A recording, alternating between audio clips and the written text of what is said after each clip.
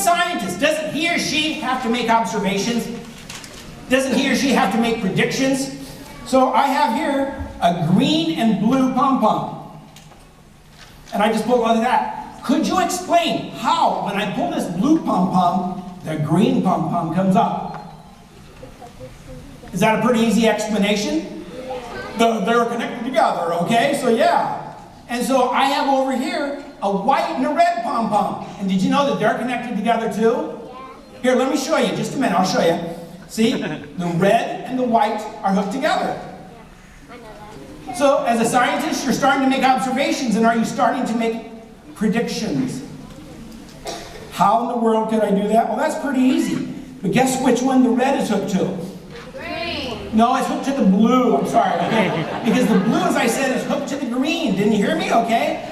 Because the blue is hooked to the green, that's hooked to the red, and it's just real amazing. And so you've got your predictions, and so then you just carry it to that next level.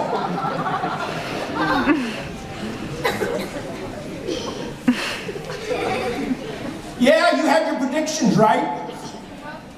And did I have to alter your predictions now? Yes.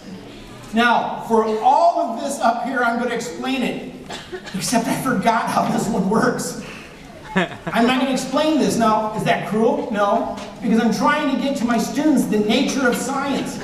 You don't always know the answer to everything. It's not always in the book. When you're doing cutting-edge research, what are you doing? You're doing something new that you can't go to the answer book and see if you're right.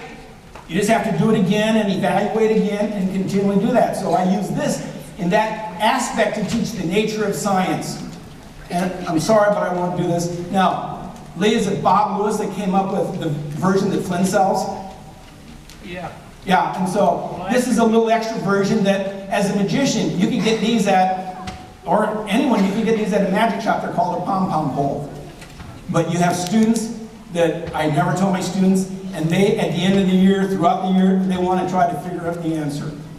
And I have students that go home and try to make their own, and I never tell them if they're right or wrong. I say, who cares if you're right or wrong? Does it explain what you saw? And if it does, they're great, okay? So, think tube.